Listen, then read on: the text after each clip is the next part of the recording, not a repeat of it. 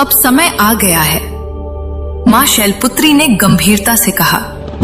संसार फिर से हमें बुला रहा है, पर जो हमें देख नहीं पाते वो सोचते हैं हम नहीं आए। गुप्त नवरात्रि में हम प्रकट होती हैं, पर सिर्फ उनके लिए जो भीतर से जागे हों। मां ब्रह्मचारिणी ने सिर झुकाकर कहा, जो मौन में बैठता है वो हमारी आवाज सुनता है।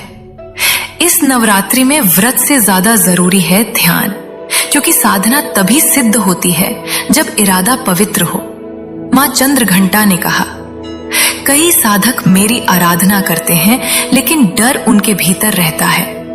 मैं केवल उन्हें स्वीकारती हूं जो अपने भय को मेरी शक्ति से बदलना चाहते हैं, न कि छुपाना। मां कुष्मांडा ने तेजस्वी मुस्कान के साथ कहा, मैं सृष्टि की जननी हूं, पर जो खुद को ही नहीं पहचानता वो मुझे क्या पहचानेगा। इस नवरात्रि जो भीतर की रचना समझेगा वही मेरी ऊर्जा को थाम सकेगा। मां स्कंदमाता बोली, मातृत्व कोई भाव नहीं, वो एक अवस्था है। जो मेरे नाम से जुड़ता है मैं उसे केवल संरक्षण नहीं देती, मैं उसके भीतर का लाचारपन खत्म करती हूँ।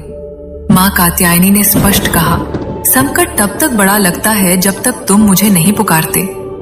मैं रास्ता दिखाती हूँ, लेकिन चाल तुम्हें खुद चलनी होगी। मां कालरात्रि की आंखों में तेज था।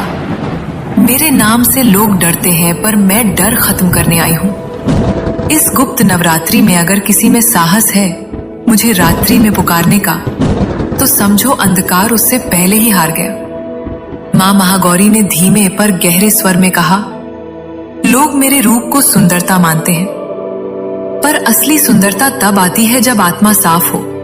मेरी पूजा बाहर नहीं भीतर से होनी चाहिए। मां सिद्धिदात्री अंत में बोली, बहनों, हम सब एक साधक के भीतर तभी जागती हैं जब वो खुद को पूरी तरह समर्पित कर देता है।